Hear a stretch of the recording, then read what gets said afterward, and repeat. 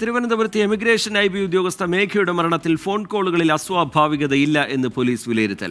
അവസാന ഫോൺ കോളുകളുടെ ദൈർഘ്യം സെക്കൻഡുകൾ മാത്രമാണ്. ആത്മഹത്യ പ്രണയ നൈരാശ്യം മൂലം തന്നെയാണ് എന്ന നിഗമനത്തിലേക്കാണ് അന്വേഷണ സംഘം എത്തുന്നത്. 24 പ്രൈം ടൈം ബ്രേക്കിംഗ് വിവരങ്ങളുമായി AV ജയശങ്കർ പത്തനംതിട്ടയിൽ നിന്ന് ചേരുന്നുണ്ട്. ജയശങ്കർ, എന്താണ് പോലീസ് ഇതിൻ്റെ അന്വേഷണത്തിനൊടുവിൽ എത്തി നിൽക്കുന്ന നിഗമനം? ജയശങ്കർ, അതായത് റീജിത്ത്, ഈ മേഘയുടെ മരണവുമായി ബന്ധപ്പെട്ട കുടുംബം വലിയ അസ്വാഭാവികതകൾ, ദുരൂഹതകളൊക്കെ ആരോപിക്കുന്ന ഒരു സാഹചര്യം ഉണ്ടായിരുന്നു. ആ ഘട്ടത്തിൽ കൂടിയാണ് പോലീസ് ഇത് പ്രണയ നൈരാശ്യം മൂലം ആണ് ഇത്തരത്തിലൊരു ആത്മഹത്യയിലേക്ക് മേഘ കടന്നതെന്നൊരു നിഗമനത്തിലാണ്, പ്രാഥമിക നിഗമനത്തിലാണ് നിലവിലെത്തുന്നത്. പോലീസ് മേഘയുടെ CDR ഉൾപ്പെടെ കഴിഞ്ഞ ദിവസം പരിശോധിച്ചിരുന്നു.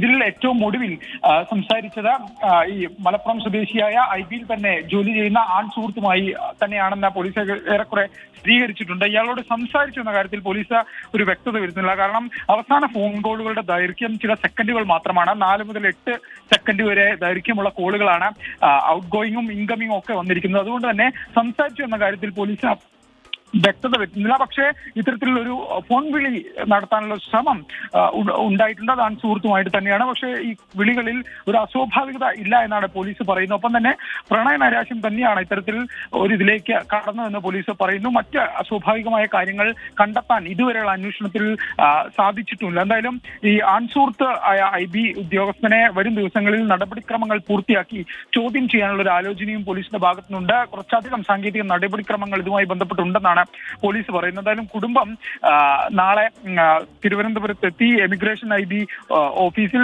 ഉയർന്ന ഉദ്യോഗസ്ഥരെ കാണുമെന്നാണ് നിലവിൽ ലഭ്യമാകുന്ന വിവരം. എന്തായാലും ഈ മരണവുമായി ബന്ധപ്പെട്ട് കുടുംബത്തിന്റെ ആരോപണം നിലനിൽക്കുന്നുണ്ട്. അതുകൊണ്ട് തന്നെ പോലീസ് പ്രാഥമിക നിഗമനങ്ങളുടെ അടിസ്ഥാനത്തിൽ ഈ കേസ് അന്വേഷണം അവസാനിപ്പിക്കാനുള്ള സാധ്യതയില്ല. കുടുംബം ഉന്നയിക്കുന്ന ആരോപണങ്ങൾ അത് വിശദമായി പോലീസ് കേൾക്കും, മൊഴി ഉൾപ്പെടെ രേഖപ്പെടുത്തും. അങ്ങനെ ഒപ്പം തന്നെ ഈ IBയും സമാനമായ രീതിയിൽ ഈ വിഷയത്തിൽ ഒരു വിശദമായ അന്വേഷണത്തിലേക്ക് കടക്കുമെന്ന് തന്നെയാണ് നമ്മൾ വിചാരിക്കുന്നത്. ഗൗരവ സ്വഭാവത്തിലുള്ള ചില ആക്ഷേപങ്ങൾ ഇതുമായി ബന്ധപ്പെട്ട് മേഘയുടെ കുടുംബം ഉയർത്തിയിട്ടുണ്ട്.